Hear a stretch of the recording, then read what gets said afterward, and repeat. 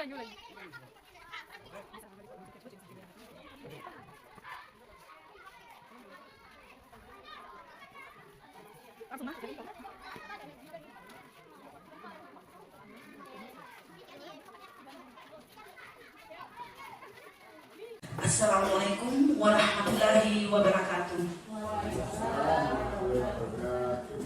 Selamat siang dan salam sejahtera untuk kita semua. Yang terhormat Bapak Kepala UPT SD Negeri 149 Lumbaja, yang kami hormati Bapak Ibu calon guru penggerak angkatan 11 tahun 2024, yang kami hormati dan banggakan pula Bapak Ibu pendidik dan tenaga kependidikan UPT SD Negeri 149 Lumbaja.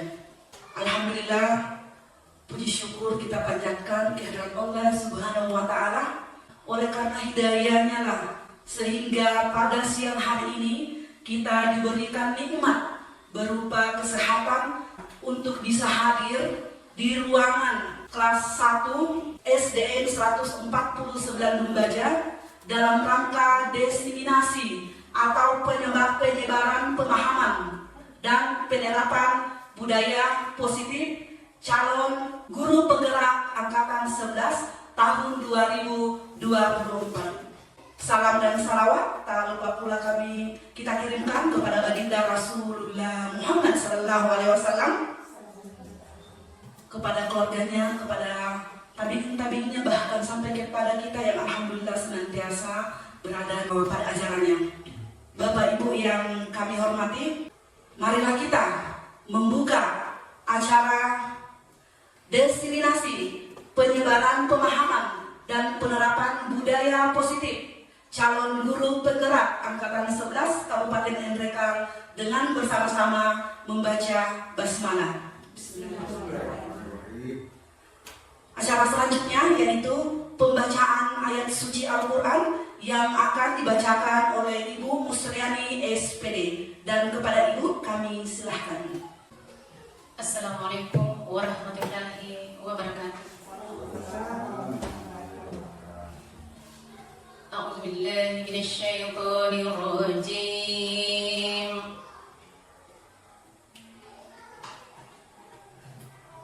بسم الله الرحمن الرحيم. يا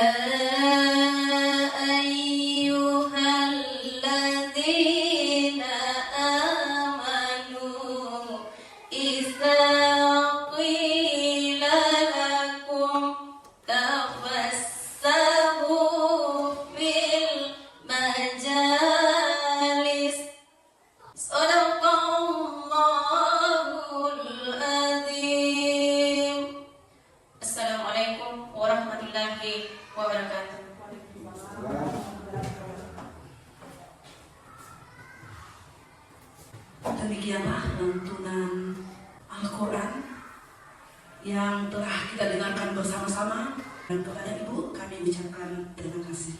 Selanjutnya, marilah kita bersama-sama membaca doa yang akan dipimpin oleh Bapak Yusuf SPD, dan kepada Bapak kami silakan.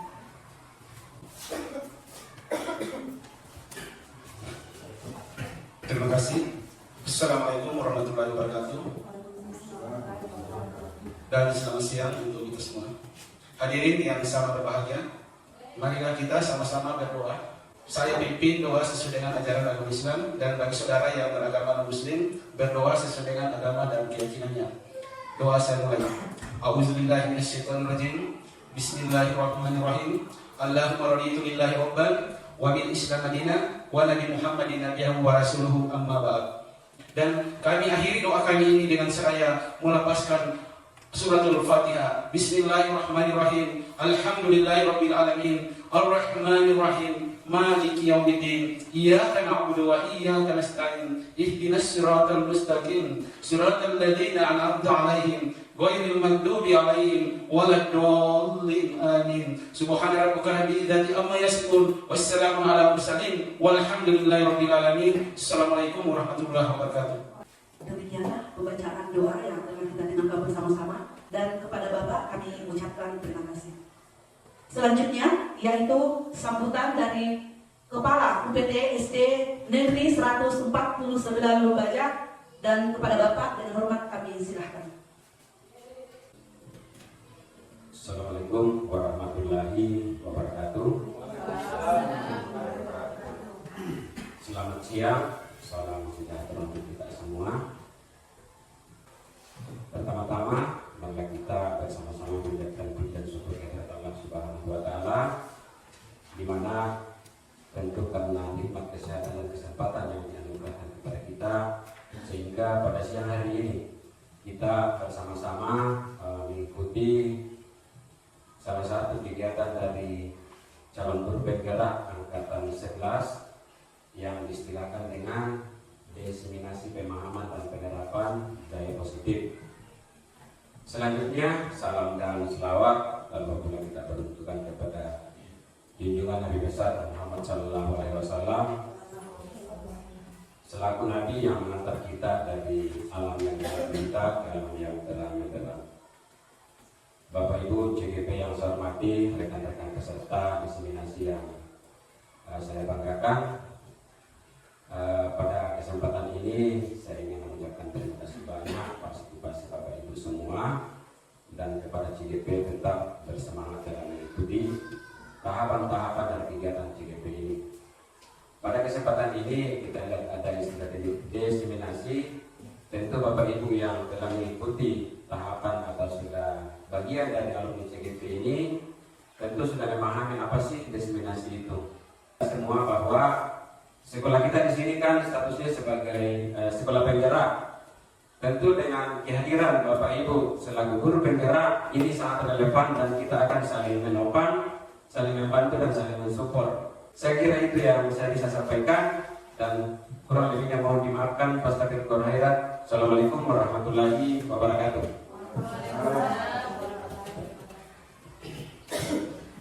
Demikianlah sambutan sekaligus pemaparan dari Bapak Kepala PTSD 149 Lumbaja, dan kepada Bapak kami ucapkan banyak terima kasih. Selanjutnya kita masuk pada acara inti, yaitu acara atau pemaparan diseminasi penyebaran pemahaman dan penerapan budaya positif, di mana yang pertama akan dipaparkan oleh rekan kami yaitu Ibu Jani Juwita SPD, dan kepada Ibu kami silahkan dengan hormat. Bismillahirrahmanirrahim. Assalamualaikum warahmatullahi wabarakatuh. Sebelumnya saya mengucapkan terima kasih sudah diberikan kesempatan, dan saya juga mengucapkan terima kasih kepada rekan-rekan pendidik, Bapak Prasekolah, di mana kami adalah CGP Angkatan 11 Kabupaten MPK SD 149 Lumbaja. Kita langsung pada pertanyaan pemantiknya. Apakah Bapak Ibu setuju atau tidak setuju dengan pemberian hukuman? Apakah dapat mendisiplinkan murid?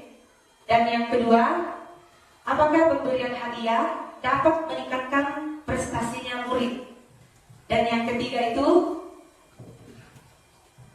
guru harus mampu memberikan solusi untuk setiap murid yang bermasalah. Apakah itu menurut Bapak Ibu setuju atau tidak setuju? Dan yang keempat, guru berperan sebagai teman bagi murid. Jadi saya berikan kesempatan kepada Bapak Ibu untuk memberikan komentarnya terkait dengan pertanyaan pemantik yang saya paparkan di atas. Ya, saya persilahkan kepada Ibu Nurlanisa terlebih dahulu. Terima kasih atas kesempatan yang diberikan kepada kami. Saya akan menjawab pertanyaan nomor 1 tentang pemberian hukuman dapat mendisiplinkan murid. Bagi saya setuju. Hukuman dapat mendisiplinkan murid asalkan hukuman yang kita berikan kepada anak didik kita memberikan dampak yang positif, dan juga hukuman yang diberikan itu bersifat edukatif atau mendidik anak didik kita, dan kita tidak boleh memberikan hukuman dalam bentuk kekerasan fisik, karena itu sangat tidak boleh sekali dilakukan. Kemudian memberikan hukuman juga kepada anak didik itu harus meninggalkan kesan yang baik, kesan yang mendidik kepada anak didik kita. Jangan juga kita sebagai guru memberikan hukuman hanya karena kepuasan dari guru. Jadi itu saja. Terima kasih. Assalamualaikum warahmatullahi wabarakatuh. Ya, terima kasih. Pendapat Ibu sangat luar biasa bahwa mendisiplinkan murid itu bisa saja diberikan hukuman, tetapi hukumannya itu akan berdampak positif nantinya. Jadi boleh Bapak Ibu yang lain boleh berkomentar, silakan. Ya. Assalamualaikum warahmatullahi wabarakatuh. Terima kasih atas kesempatan yang diberikan kepada saya. Apakah Bapak Ibu setuju atau tidak setuju terkait pemberian hadiah untuk meningkatkan prestasi murid? Ya, sesuai pengalaman yang saya alami selama menjadi guru. Jadi pemberian hadiah untuk meningkatkan prestasi murid itu saya setuju. Namun di sini yang perlu digarisbawahi bahwa pemberian hadiah itu tidak harus dengan materi atau barang-barang atau dan sebagainya. Namun yang saya terapkan pemberian hadiah yang biasa saya terapkan di kelas itu seperti pujian, reward kepada semua peserta didik saya, murid saya, apalagi murid-murid yang belum yang tingkat kepercayaan dirinya atau motivasi belajarnya itu yang masih kurang.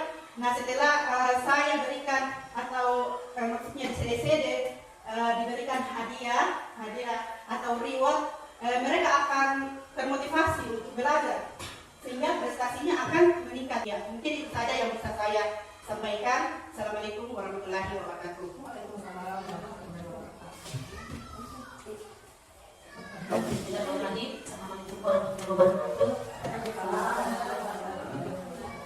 Saya akan menjawab yang nomor 3. Guru harus mampu memberikan solusi untuk setiap murid yang bermasalah. Nah, di sini saya rasa memang tugas kita sebagai guru memberikan setiap solusi untuk setiap murid yang bermasalah. Nah, kita sebagai guru bukan hanya pengajar yang memberikan pemahaman secara intelektual, tapi juga kita pastinya sesuai dengan visi kita, yaitu menanamkan budi pekerti. Nah, di mana kaitan dari budi pekerti ini yang pastinya akan ada saja masalah-masalah yang akan dihadapi oleh murid kita. Dan kita sebagai guru harus tidak tahu latar belakang siswa sebelum mengejar peserta didik kita.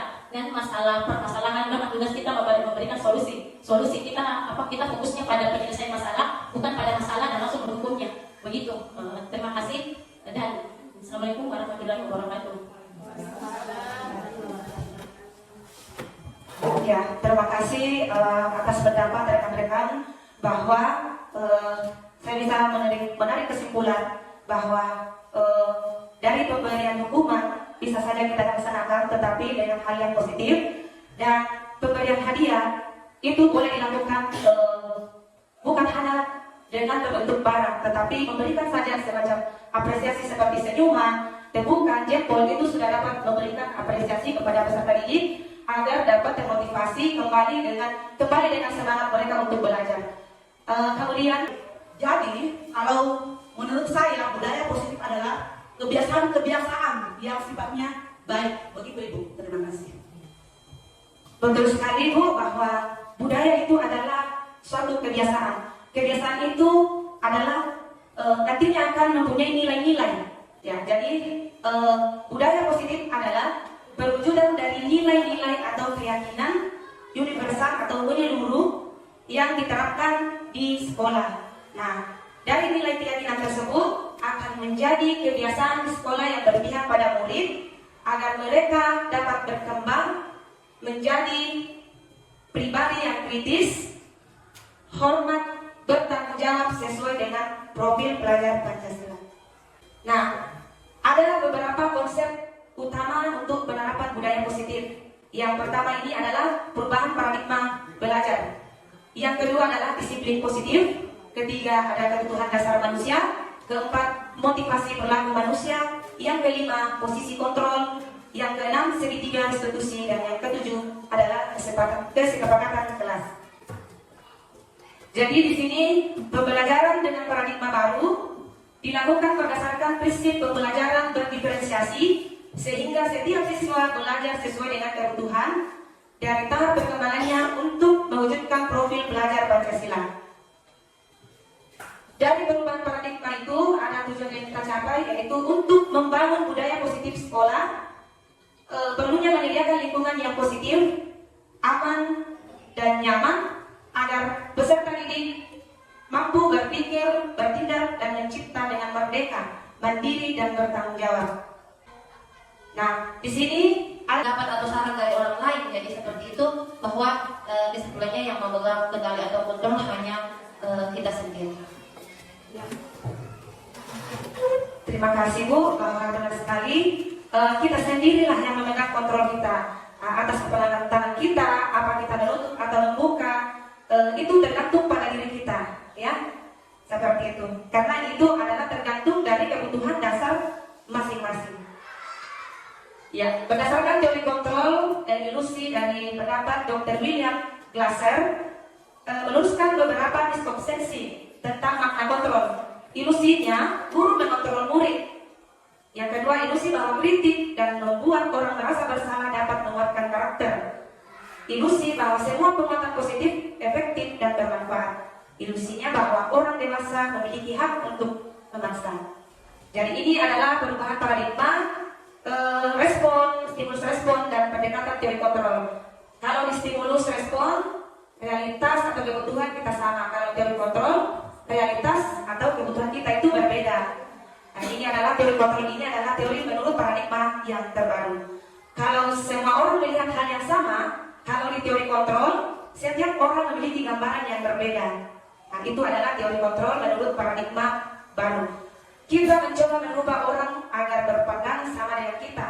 Kalau teori kontrol, kita berusaha memahami pandangan orang lain tentang dunia. Stimulus respon, perilaku buruk dilihat sebagai suatu kesalahan. Di teori kontrol, semua perilaku memiliki tujuan. Ya.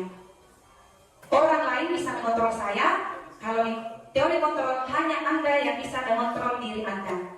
Dan yang terakhir adalah model berpikir menangkala. Di teori kontrol itu tidak ada model berpikir menangkala, tetapi model berpikir menang-menang. Dan selanjutnya adalah kita mengetahui bahwa budaya positif itu sangat penting, dan tentunya kita akan mengetahui apa sih makna dari disiplin itu. Dan untuk lebih jelasnya, saya persilahkan kepada rekan kami untuk memaparkan apa sih sebenarnya makna dari disiplin tersebut. Kepada Bapak kami persilahkan. Terima kasih. Bismillahirrahmanirrahim. Assalamualaikum warahmatullahi wabarakatuh. Perkenalkan, saya Yusuf Banco SPDI, CGP Angkatan ke-11 dengan Bapak Fasilitator Bapak Daun Samara SD dengan pengajar praktek Bapak Mustar SPD. Jadi untuk kesempatan kali ini saya akan membahas sedikit tentang makna positif, apa makna dari kata disiplin. Kira-kira ada di antara teman-teman kita yang bisa memberikan sedikit pengertian tentang disiplin sebelum kita masuk dalam materinya. Oke, terima kasih. Terima kasih atas kesempatannya.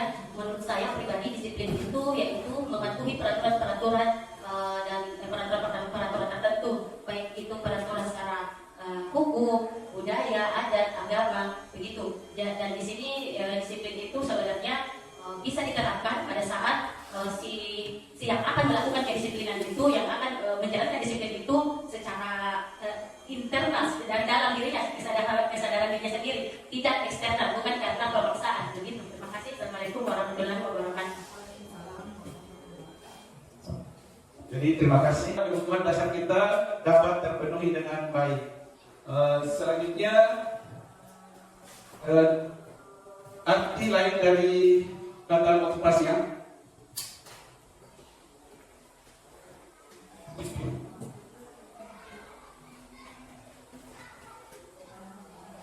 Oke, jadi dari disiplin positif yang kita tampilkan tadi, jelas senantiasa kita terapkan di dalam lingkungan kita, terutama dalam melaksanakan proses pembelajaran, baik itu dalam proses belajar mengajar dalam kelas, kemudian baik juga yang kita lakukan di luar. Jadi di sini tadi ada nampak kebutuhan dasar manusia. Jadi dalam kebutuhan dasar manusia ini kita bagi dalam 5 tahap, yaitu kebutuhan bertahan hidup. Jadi kita sebagai manusia otomatis kebutuhan kita yang pertama adalah bertahan hidup. Jadi kebutuhan bertahan hidup di sini kita nampakkan seperti bagaimana kita bisa melakukan aktivitas-aktivitas yang jelas tidak akan memberikan gangguan dalam melaksanakan proses pembelajaran kita, seperti melakukan seperti kebutuhan makanan, kemudian tempat tinggal dan selanjutnya. Kemudian kebutuhan dasar manusia yang kedua adalah kasih sayang. Jadi di sini setiap orang membutuhkan kasih sayang, terutama dalam setiap aktivitas yang kita lakukan. Jadi kasih sayang senantiasa kita nampakkan. Kemudian penguasaan. Dari penguasaan ini jelas harga diri atau keinginan untuk bisa dianggap atau memimpin, berpartisipasi dan diakui serta didengar. Kemudian kebutuhan dasar manusia yang keempat adalah kebebasan. Jadi setiap manusia memiliki kebebasan, berhak untuk berdiri, memiliki pilihan, mencoba hal-hal baru atau mampu mengendalikan arah dirinya.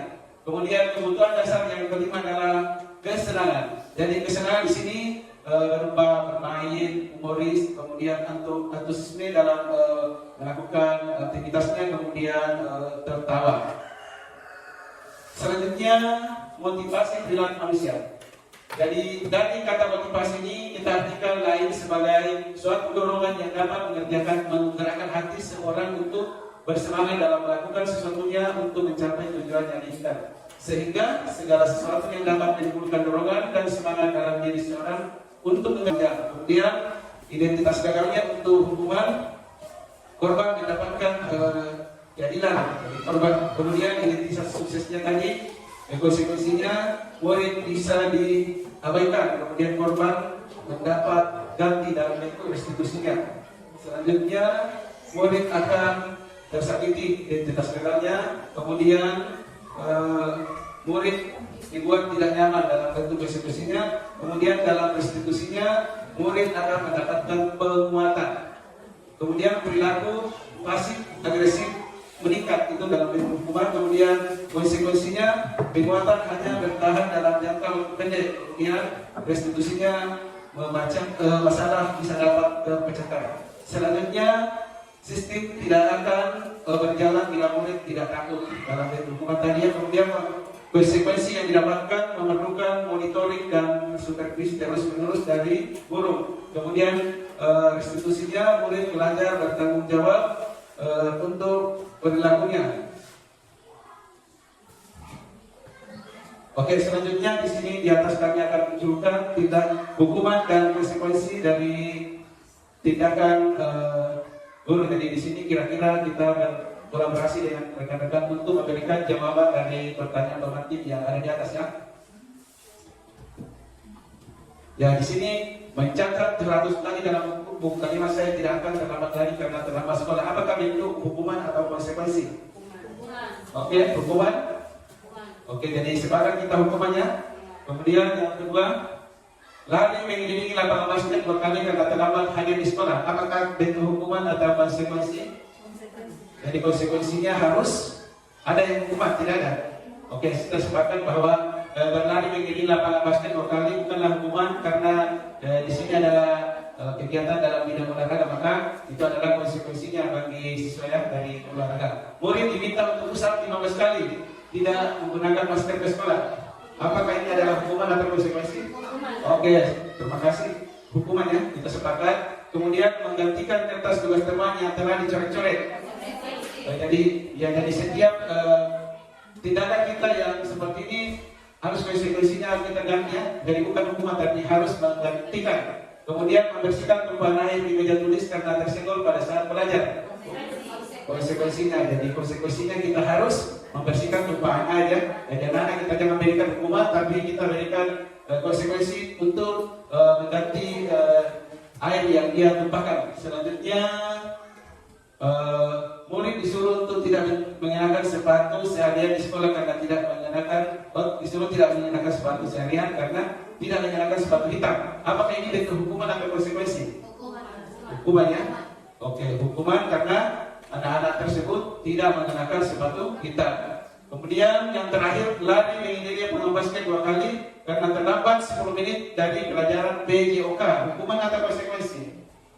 Bagaimana teman-teman? Di sini ada 2 tadi pertanyaan pemantik, yang di atas tadi konsekuensi menghindari lapangan basket. Karena ini terlambat 10 menit. Kira-kira konsekuensi ya? Oke, konsekuensi karena dia disuruh mengikuti lapangan basket selama 10 menit. Jadi ini ada jawaban jenis terakhir, ada jawaban-jawaban yang kita cocokkan dengan hasil kita tadi, bahwa yang pertama itu adalah hukuman, kemudian yang kedua lari di lapangan adalah hukuman, kemudian yang ketiga hukuman, yang keempat konsekuensi, kelima konsekuensi, yang keenam adalah hukuman, dan terakhir adalah konsekuensi. Oke, teman-teman, Bapak Ibu guru yang saya hormati, dari pembahasan saya di atas, inilah yang kami tampilkan sesuai dengan apa yang kami tuangkan dalam tugas kami, dan bila dalam melaksanakan kegiatan ini ada kekurangan, saya mohon dimaafkan. Saya akhiri dengan ucapan nilai bismillah. Assalamualaikum warahmatullahi wabarakatuh. Dan kepada teman kami yang ketiga, kami persilakan untuk memberikan pemaparannya pada kegiatan kita kali ini. Dipersilakan. Assalamualaikum warahmatullahi wabarakatuh. Waalaikumsalam warahmatullahi wabarakatuh. Selamat siang dan salam sejahtera untuk kita semua. Bapak Ibu yang saya hormati dan banggakan, terima kasih atas kesempatan yang diberikan kepada saya dan telah meluangkan waktunya untuk bisa membersamai kami dalam diseminasi penyebaran pemahaman dan penerapan budaya positif ini. Namun terlebih dahulu saya memperkenalkan diri. Nama saya Nurlela, angkatan calon guru penggerak angkatan 11 kelas 039 Intekam, di mana saya didampingi oleh fasilitator yaitu Bapak Muhammad Nur SPD MPD, dan juga pengajar praktik Ibu Sudarsi Suryadharma SPD. Itu perkenalan singkat dari saya. Nah, selanjutnya yang akan saya paparkan di sini adalah 5 posisi kontrol seorang pendidik, ya, di mana yang pertama itu seringkali kita dapatkan posisi penghukum, ya, dan ini tidak menutup kemungkinan bahwa dari kesekian kita pendidik atau guru pasti pernah berbuat pasti pernah berada di posisi penghukum. Tapi seiring berjalannya waktu kita berusaha berupaya untuk bisa mengubah dari penghukum itu, kalimat penghukum itu ke posisi yang lebih baik lagi, yang tentunya menguntungkan si anak didik ini atau murid ini. Kemudian dari penghukum ada juga posisi yaitu merasa membuat si murid ini merasa bersalah, ya.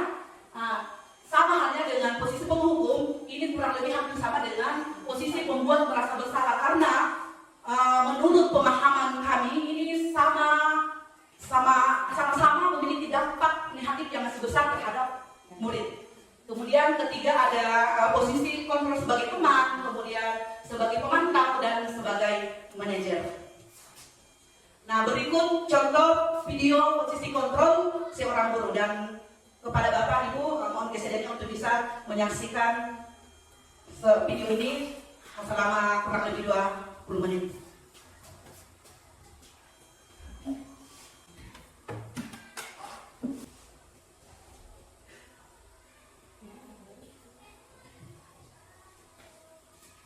Jadi sebelum kita membahas tentang bagaimana itu posisi menghukum, posisi sebagai teman, merasa bersalah, kira-kira Bapak Ibu ada kira-kira yang bisa berbagi pengalaman tentang apa yang telah dialami selama ini di kelas kita atau di lingkungan sekolah kita, kira-kira posisi apa yang Ibu atau Bapak sudah dapatkan atau sudah lalui. Mungkin ada lagi Bapak Ibu yang mau berbagi tentang pengalamannya, ya, posisi kita sebagai guru atau pendidik untuk bisa mengontrol anak didik kita atau murid kita.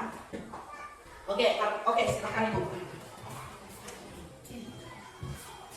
Terima kasih atas kesempatan yang diberikan.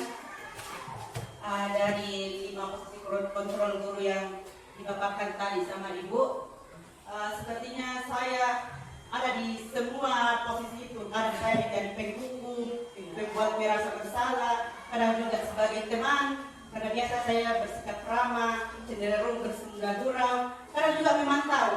Ya, namun saat ini saya berusaha untuk meninggalkan semua itu dan bergeser ke posisi kontrol yang lebih baik lagi, yaitu saya berusaha untuk belajar bagaimana menjadi seorang guru yang posisi kontrolnya itu sebagai manajer.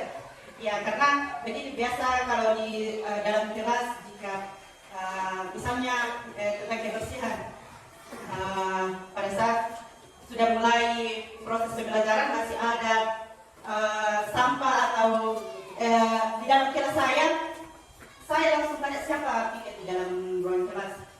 Kemudian saya langsung menghukum dengan hukuman, misalnya langsung membersihkan WC dan lain-lain seperti itu. Jadi saya masih berada di posisi kontrol penghukum. Ya, namun insya Allah saya sedikit demi sedikit saya akan meninggalkan posisi tersebut. Itu saja yang bisa saya sampaikan, Ibu. Terima kasih. Assalamualaikum warahmatullahi wabarakatuh. Waalaikumsalam warahmatullahi wabarakatuh. Jadi Ibu tadi berbagi praktik baik ya, pengalaman dari Ibu Iis Haryati, dan menurut saya luar biasa baik dari pengalamannya Ibu Iis Haryati maupun pengalamannya Ibu Astuti. Menurut saya adalah luar biasa dan sudah berbagi baik terhadap kepada kita semua. Dan tadi seperti yang disampaikan Ibu Iis bahwa beliau itu sudah posisi beliau itu selama ini mencakup kelima posisi itu. Dan seperti yang Ibu katakan tadi,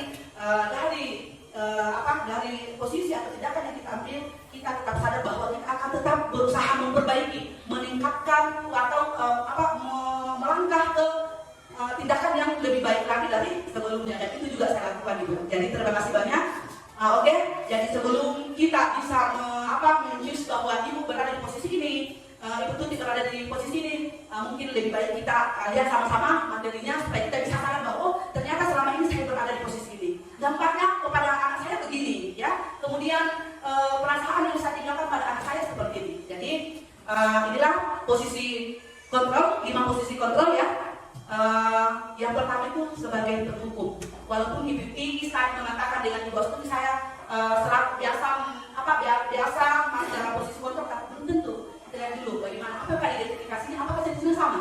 Jadi yang pertama itu adalah posisi menghukum. Di mana posisi menghukum ini ya, ciri khasnya atau ciri-cirinya itu selalu ada kalimat menghardik, ya, selalu ada perlakuan menunjuk, selalu ada tindakan berkaca pinggang atau membentak. Nah, dari pemaparannya Ibu tadi dengan Ibu Astuti, saya rasa ini jauh dari apa yang Ibu paparkan tadi, ya.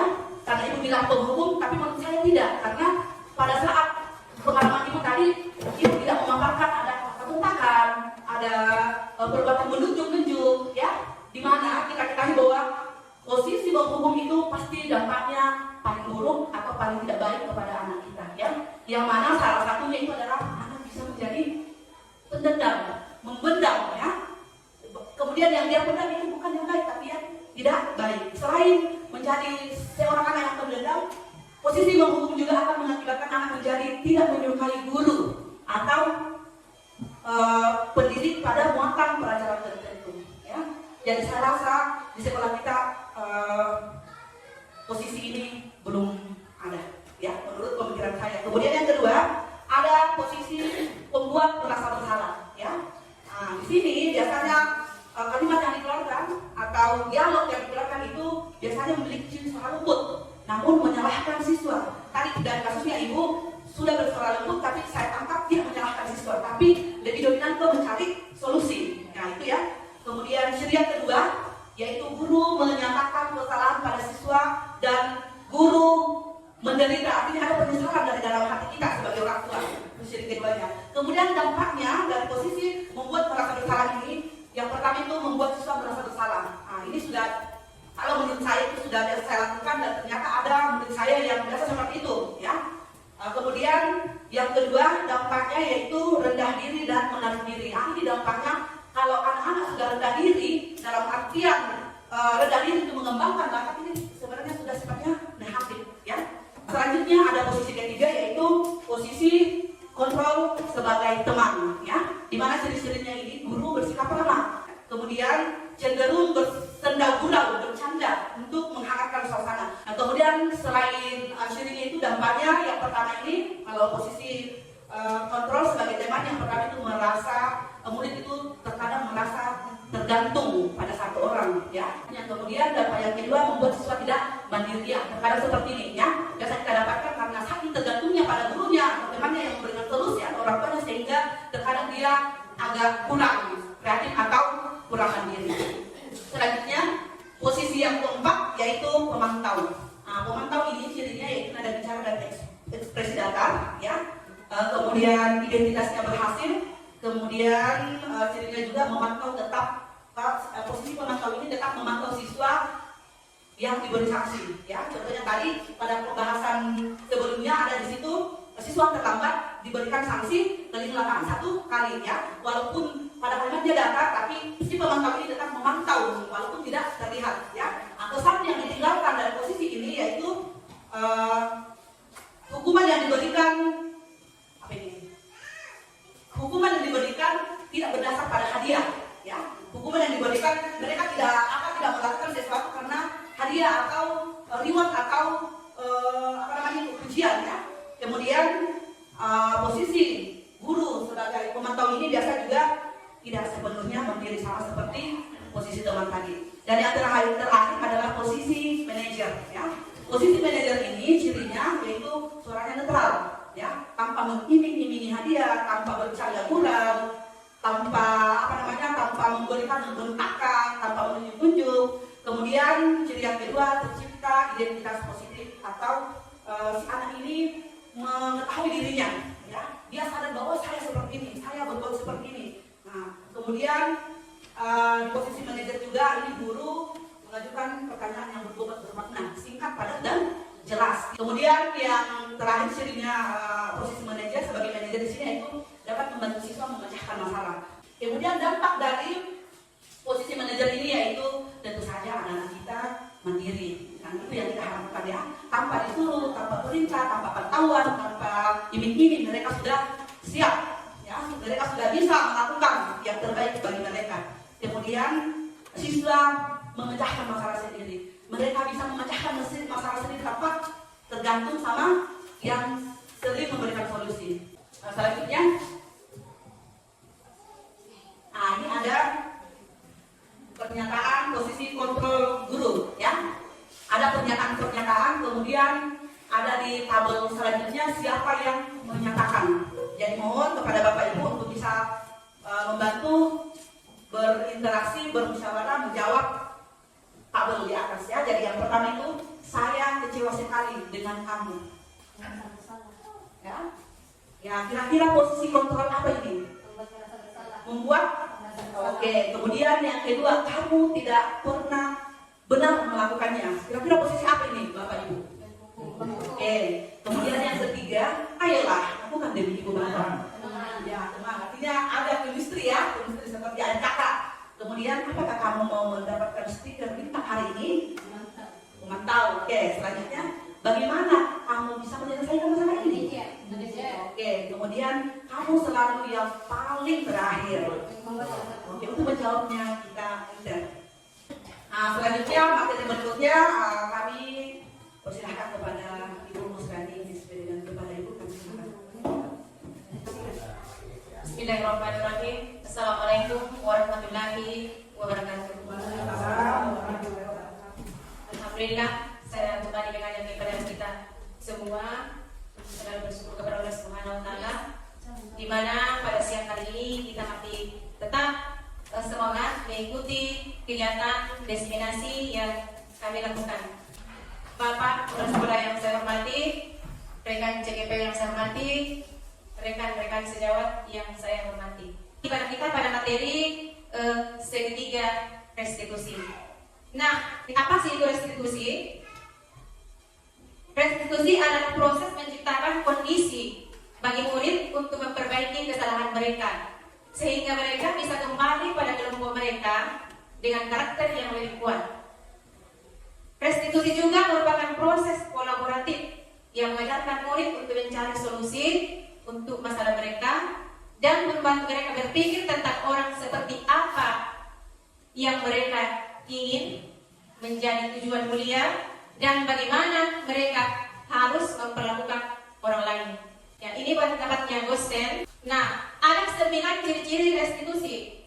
Yang pertama, bukan untuk menebus kesalahan, namun untuk belajar dari kesalahan. Bagaimana kita sebagai guru, orang tua, membuat murid-murid kita itu dapat belajar dari kesalahannya, bukan membuat dia menebus kesalahannya, tapi bagaimana dia dapat belajar dari kesalahannya. Kemudian yang kedua, memperbaiki hubungan baik antara sesama murid maupun antara kita guru dengan peserta didik kita. Kemudian merupakan tawaran, bukan paksaan, sehingga ketika bukan paksaan, tadi dibahas motivasi. Ya, ketika bukan paksaan, muncul dari dalam sendiri, maka itu namanya motivasi intrinsik. Sehingga yang namanya kalau dahulunya itu kita selalu mengatakan bahwa kesadaran diri sendiri, ya bukan paksaan. Berikut, restitusi menuntut untuk melihat ke dalam diri. Kaitannya dengan tadi. Kemudian restitusi mencari kebutuhan dasar yang mendasari tindakan. Tadi juga kita bahas tentang kebutuhan dasar manusia. Kadang murid kita itu, kadang kita guru tidak bertanya pada diri kita, kenapa sih saya seperti ini? Apakah ada kebutuhan dasarnya yang tidak terpenuhi sehingga dia melakukan seperti ini? Kemudian restitusi diri ini adalah cara yang paling baik. Fokus pada karakter bukan tindakan, fokus pada solusi. Kemudian restitusi ini mengembalikan murid yang berbuat salah pada kelompoknya. Nah, muncullah segitiga restitusi. Bapak Ibu, ada kira-kira bisa memberikan pendapat mengapa dikatakan segitiga restitusi? Terima kasih atas kesempatan diberikan kepada saya. Mengapa dikatakan segitiga restitusi? Nah, baik Bapak Ibu, sisi pertama dari segitiga restitusi menstabilkan identitas. Bagian dasar dari segitiga bertujuan untuk mengubah identitas anak dari orang yang gagal karena melakukan kesalahan menjadi orang yang tentu akan sulit melakukan restitusi bila anak yang berbuat salah terus berfokus pada kesalahannya. Ada 3 alasan untuk itu. Pertama, rasa bersalah menguras energi. Itulah sehingga diharapkan kepada kita guru memberikan pesan kepada peserta didik kita, diupayakan peserta didik kita itu selalu sarapan sebelum berangkat ke sekolah. Lanjut, ketiga, perasaan bersalah membuat kita terperangkap pada masa lalu, di mana kita sudah tidak bisa berbuat apa-apa lagi. Kita hanya bisa mengontrol apa yang akan terjadi di masa kini dan masa datang. Kemudian lanjut ke sisi kedua dari segitiga restitusi, validasi tindakan yang salah. Kebutuhan dasar manusia itu kadang kebutuhan karena ekonomi, kebutuhan karena kasih sayang. Ya, terkadang kita melakukan sesuatu karena kurang kasih sayang, kurang perhatian. Nah, kalau kita memahami kebutuhan dasar tersebut, apa yang mendasari sebuah tindakan, kita akan menemukan cara-cara paling efektif untuk memenuhi kebutuhan tersebut. Nah, menurut teori kontrol, semua tindakan manusia, baik atau buruk, pasti memiliki maksud dan tujuan tertentu. Kalimat-kalimat di bawah ini mungkin terdengar asing buat Bapak Ibu, namun bila dikatakan dengan nada tanpa ini akan memvalidasi kebutuhan mereka. Kita bisa mengatakan, kamu bisa saja akan melakukan hal yang lebih buruk, tapi kamu tidak melakukannya kan? Kamu pasti punya alasan mengapa melakukannya. Apa yang penting bagimu? Kamu boleh tak berusaha menjaga sikap itu, tapi tambahkan sikap yang lain yang baru. Maukah kamu belajar cara yang lain untuk mendapat yang kamu butuhkan tanpa harus memukul, tanpa harus mengejek, tanpa harus memaki? Apakah kamu bisa melakukan dengan lebih baik besok lagi?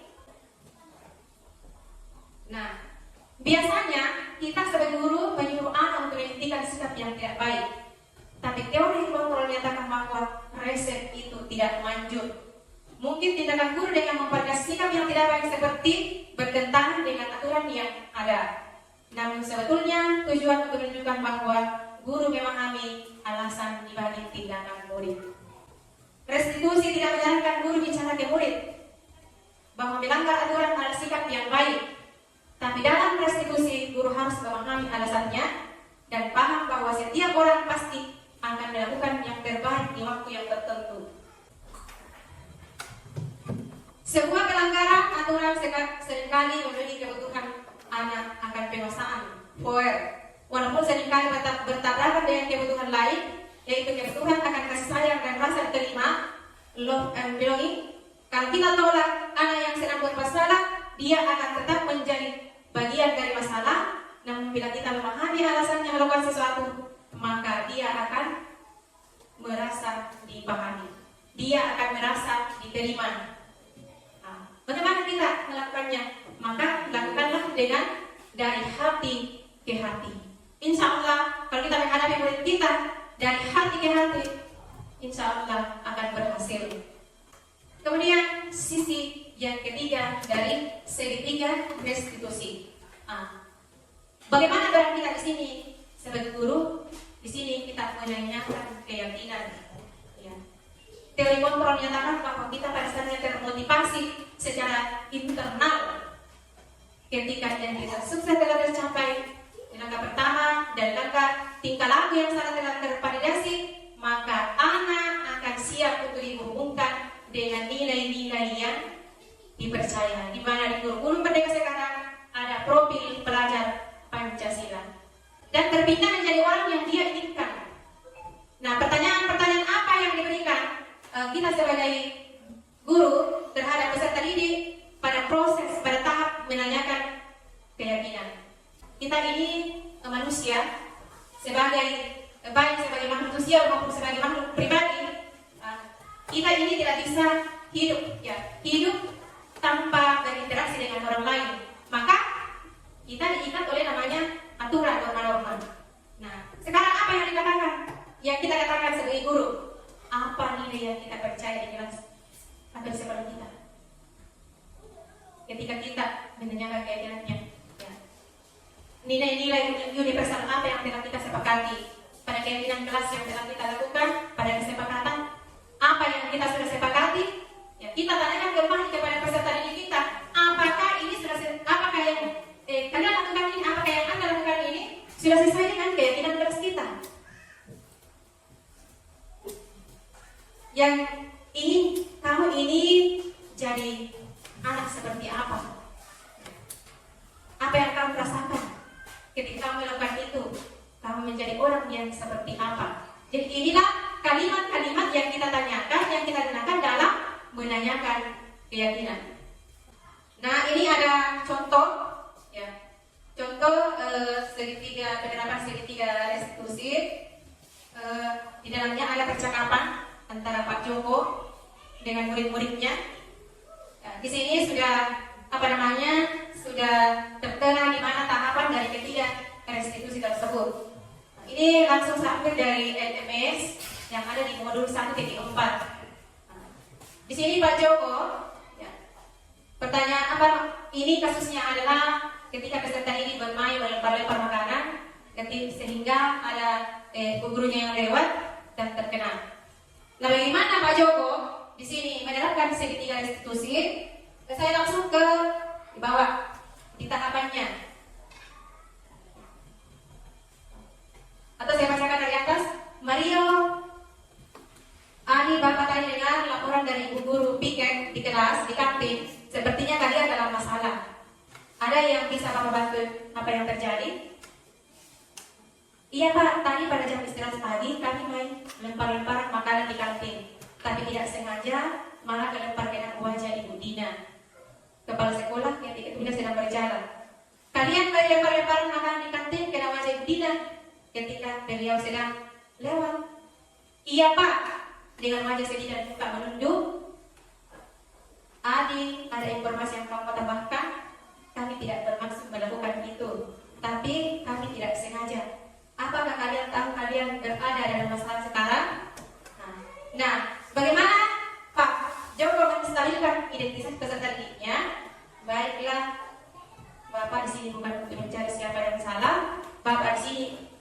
mencari penyelesaian. Jadi di sini guru dan muridnya bersama-sama mencari masalah. Ya, apa namanya? Sama-sama menyelesaikan masalah. Berpikir sama-sama tentang apa yang bisa kita lakukan untuk memperbaiki situasi tersebut. Kemudian tahapan kedua, ya, kamu pasti melakukan itu. Ada alasannya ya. Pasti seru ya main lempar-lempar makanan begitu. Maria dan Ali menjawab, iya Pak. Joko, iya Bapak, bisa lihat kalian merasa senang melakukan, tetapi yang kalian lakukan merugikan orang lain, sehingga sekarang kalian dalam masalah. Iya Pak. Nah, bagaimana tahapan ketiga yang dilakukan oleh Pak Joko ya, dalam menanyakan keyakinan? Sekarang mari kita bicara tentang keyakinan kelas dan keyakinan sekolah kita. Apa yang kita percaya, yang mana yang kalian berunjukkan, kita harus bersikap baik satu sama lain, menghormati orang lain dan menghormati dirimu sendiri. Kalian berdua ingat dengan baik keyakinan kelas kita kembali pada ketika kalian main lempar-lemparan makanan dan mengenai ibu Ina. Apakah ketika kalian melakukan itu, kalian menghormati orang lain di lingkungan? Mereka menjawab tidak. Tapi kalian mendapatkan rasa senang. Menurut Bapak, ada cara untuk mendapatkan rasa senang tanpa merugikan orang lain. Bagaimana menurut kalian? Iya Pak. Nah, sekarang mari kita selalu mengindahkan keyakinan kelas kita. Besok kita dilantik dan kalian bisa berperilaku baik lagi. Nah, ketika kita lihat dari status kasus tadi,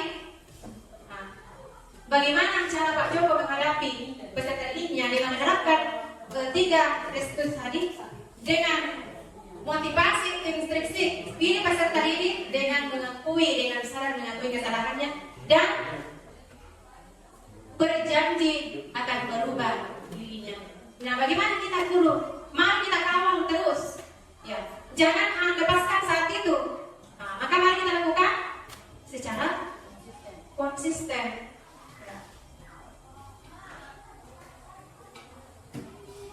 Jadi ini video penerapan segitiga restitusi yang kami lakukan di sekolah kami, namun mungkin tidak terhubung. Saya coba saja ya.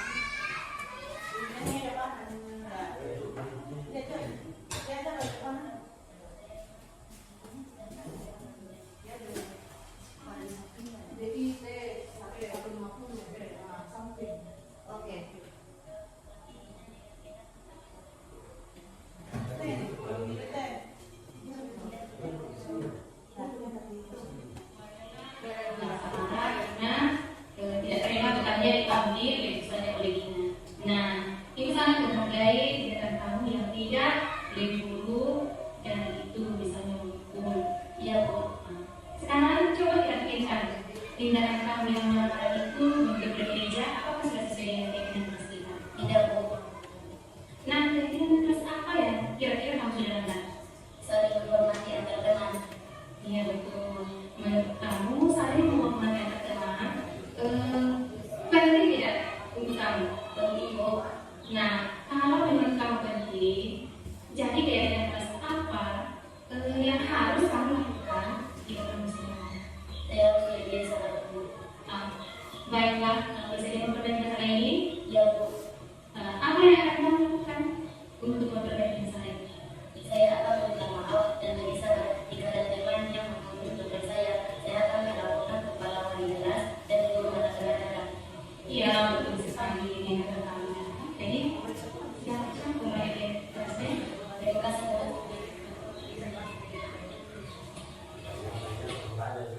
dikasih masuk di macam yang dari pers ada gubernur. Benar pinjam tuh.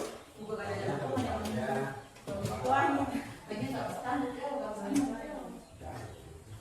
Ya. Jadi kita menyaksikan tadi video penerapan 3 restitusi itu yang kami lakukan pada tugas diseminasi penerapan budaya positif.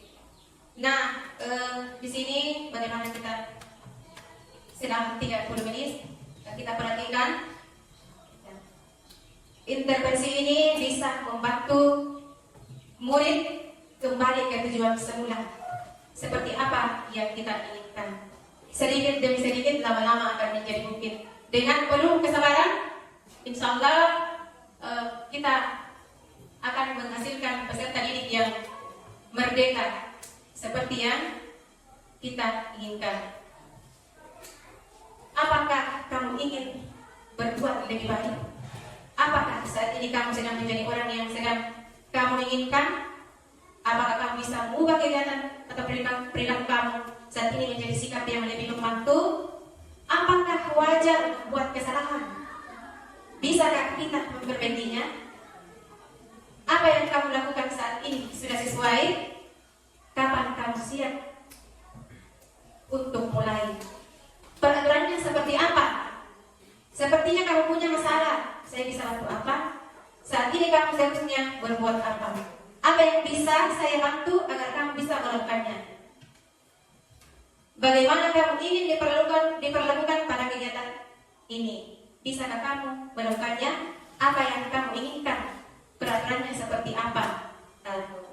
Kita kembali kepada keinginan kelas kita, apa yang sudah kita sepakati bersama.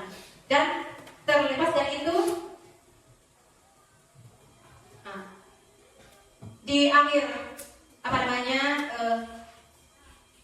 diseminasi tentang dan khusus segi 3 restitusi, saya mengajak mari kita terapkan budaya positif dengan KODIPO, komitmen, konsisten, disiplin, dan fokus. Semoga dengan restitusi kita bisa dapat menanamkan disiplin positif pada murid sebagai bagian dari budaya positif di sekolah, dan kita dapat menerapkan restitusi ini dalam membimbing murid berdisiplin positif agar menjadi murid yang merdeka seperti yang kita inginkan. Tentunya itu tidak terlepas dari profil pelajar Pancasila dan selalu berada pada kita selalu mengingat tentang filosofi Ki Hajar Dewantara, ingat sesuatu kelodo, ing madya mangsa karsa tuturi handayani.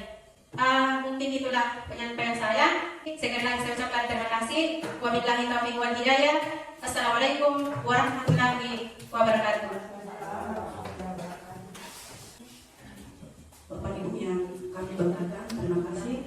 Jadi selanjutnya adalah kita masuk pada keyakinan kelas, yang mana sebelum ada keyakinan kelas yang paling familiar kita dengar adalah peraturan kelas, ya.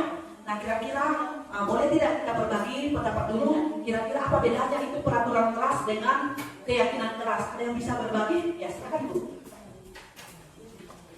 Terima kasih. Menurut saya peraturan kelas itu peraturan yang dibuat oleh wali kelas atau guru kelasnya. Sedangkan keyakinan kelas itu dibuat oleh peserta didiknya, dan mereka meyakini serta mereka membuat peraturan sendiri dan mereka membuat konsekuensinya sendiri. Begitu Bu. Terima kasih. Luar biasa, pendapatnya luar biasa. Kira-kira yang lainnya ada yang bisa berkomentar tentang apa itu peraturan dan keyakinan kelas selain juga seperti? Coba bapaknya lagi. Oke. Terima kasih atas kesempatan yang diberikan di sini. Pemahaman kami bahwa peraturan kelas itu mencakup di dalamnya berbagai kalimat-kalimat yang masih bersifat negatif, seperti adanya kata tidak boleh atau dilarang. Setelah kita membuat satu keyakinan kelas, dalam keyakinan kelas itu kita buat dalam bentuk kalimat-kalimat positif. Contohnya, misalnya tadi peraturan kelas itu misalnya dilarang membuang sampah. Kata dilarang itu ada kita bawa keyakinan kelas menjadi membuang sampah pada tempatnya. Kemudian dari situ akan muncul nanti nilai-nilai kebajikan. Jadi nilai kebajikan yang dimunculkan adalah tentang kebersihan. Itu mungkin teman saya. Terima kasih. Luar biasa ya pendapat dari Ibu Astuti tadi maupun dari Pak Yusuf, dan itu semua benar ya seperti yang disampaikan Ibu Astuti tadi.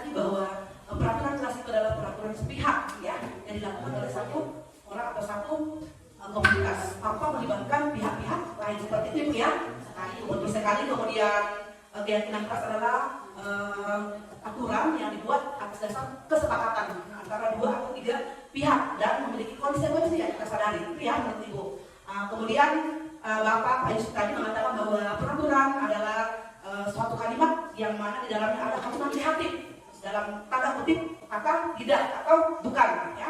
Betul sekali. Sedangkan Bapak juga tadi keyakinan adalah suatu yang kita sadari yang ingin kita buat ya dengan kesadaran penuh, dengan memikirkan atau memperhatikan konsekuensinya.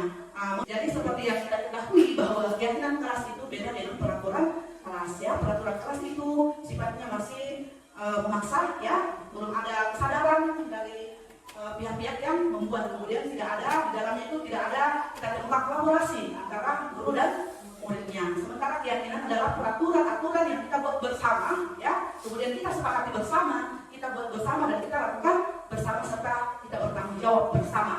Nah, ciri-ciri keyakinan keras seperti yang Ibu sampaikan atau Bapak sampaikan tadi seperti di atas ya, ada yang bersifat abstrak, kemudian ada pernyataan-pernyataan yang universal untuk mencapai nilai-nilai kebajikan universal. Kemudian keyakinan kelas itu dapat dibuat dalam jumlah banyak sehingga mudah diingat dan dipahami oleh semua warga kelas ya. Dalam hal ini seorang guru dengan muridnya. Kemudian keyakinan kelas itu juga pembuatannya melibatkan semua warga juga, melibatkan baik dari pendidiknya maupun anak didiknya. Jadi itu tadi tentang peraturan dan keyakinan kelas. Jadi untuk saat ini demikianlah diseminasi dan penyebaran budaya positif yang telah kami lalui. Sebelumnya mohon maaf bila mana ada tindakan atau tulisan yang kurang berkenan, namun kami keempat yang CGP angkatan 11 ini berterima kasih ya atas semua kontribusinya Bapak Ibu, atas sedia waktu telah meluangkan waktunya yang harusnya ini adalah waktu istirahat bagi Bapak Ibu, tapi hanya dengan ingin membersamai kami sehingga kita semua menjadi kolaborasi yang sungguh luar biasa. Jadi saya juga sekaligus sebagai pengantar acara memohon maaf bila mana pada mulai awal pelaksanaan diseminasi ini sampai akhir ada tindakan-tindakan yang kurang berkenan atau ada lisan-lisan yang mungkin tidak sepakat di hati Bapak Ibu. Dengan ini kami mohon maaf dan sekali lagi kami ucapkan banyak terima kasih. Wabillahi taufiq wal hidayah. Assalamualaikum warahmatullahi wabarakatuh.